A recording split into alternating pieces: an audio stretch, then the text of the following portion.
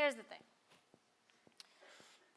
You know the show Drunk History? You watch that show? It's on Comedy Central now. It's pretty good.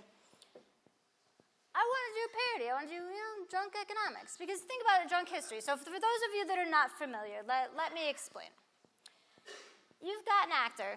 This actor has been prepped by graduate students at UCLA about an interesting historical anecdote that you might not have known about. The actor then gets completely hammered and recites the story. And at the same time, you have people dressed up as the people in this story, lip-syncing, acting out what is happening here. Now that last part is a little bit novel, but the rest of that, in my experience, I don't call that drunk history, I call it Tuesday at a bar in Cambridge. So I was a little confused when I saw this, that this wasn't in fact a reality show about Tuesday at a bar in Cambridge. Nonetheless, figured, let's bring this to you a little bit. But here's the difficulty. Drunk history has the luxury of not being live. So they can go back, they can retape things, etc. But we're going to try something new for you. We're going to try a live version of Drunk Economics. And to help get this started, I have one Miss lovely Maria Garahan here, my research assistant, playing, if you're familiar with the show, the Derek Waters character. So she's going to lead us off and ask me a question about economics that I can hopefully answer in an interesting way. So Maria, would you like some whiskey? Sure, why not? She hates whiskey. She's just humoring me. All right, so let's do this.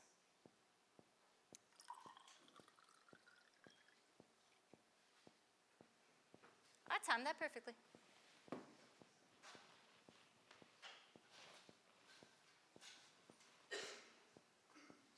Cheers, baby.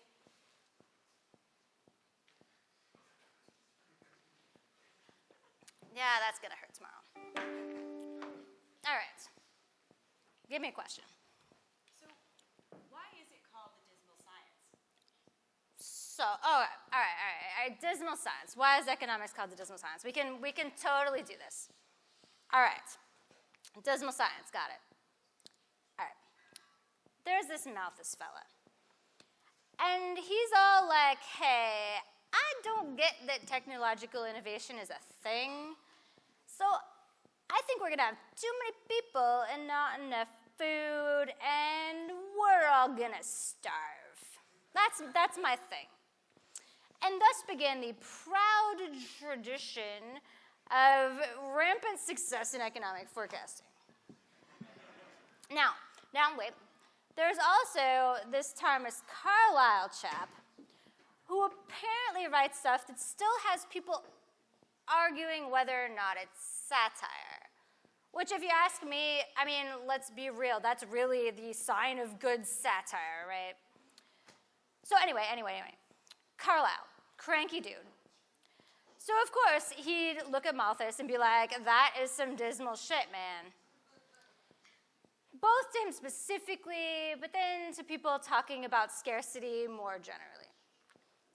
So there you have it. Except, wait. That is completely wrong.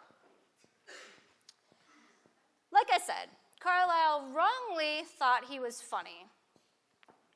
So he was all, well, people refer to poetry as the gay science. So wouldn't it be adorable if we referred to economics as the dismal science? See what I did there? Gay, dismal. No, not like that. What actually got Carlyle's pantaloons all in a twist was, wait for it, supply and demand. And something to do with pumpkins, all right? So Carlyle's logic was something along these lines. I think I can get this right. So these black dudes in the West Indies, they can work like a half hour a day, and that work is going to give them enough pumpkins to not starve, all right? Now, in this situation, it's kind of hard to pay low wages and get you to work for white people. That's a problem. But then what? then what? What are we supposed to do? Are we supposed to work? These scientists, they say that the forces needed for these people are supply and demand rather than whips and chains. That's freaking crazy talk, man. This is ridiculous. Poppycock. This science says that we should bring in more black people. You know, immigration. I have a problem with that. Because, yes, that may keep wages down. That's what they're arguing. That's what they are arguing. But they're failing to take some important things into account. That being that, well, we'd have more black people. And I swear I'm not even paraphrasing at this point. Just please bear with me. We'd have a freaking black Ireland. Crazy, right? You really think, you dismal economists really think that people should be left alone to make their own choices? That is distressing. That is what I am going to call the dismal science. Carlyle's ire was directed at economists in general, but he and John Stuart Mill were supposedly friends. So Carlyle was like, hey, Millsy, have you read my article, Occasional Discourse on the Negro Question? Fun fact, he did not use the word Negro. And Mill was like, nah, but I'll put it in my lit review. But then Mill eventually read it, and he's all like, what the hell with the pro-slavery bit, bro? Great thinkers have been against this whole law of the strongest thing for a while now. Did you, not get our memo? Did you not come to our meetings? What is happening here? I lend you books so that you can become educated and thoughtful. And this is what happens? Well, not anymore, buddy. No. Has it ever occurred to you, if work is so good for black people, as you claim, then wouldn't it be good for white people as well? See where I'm going with that? People are just people, man.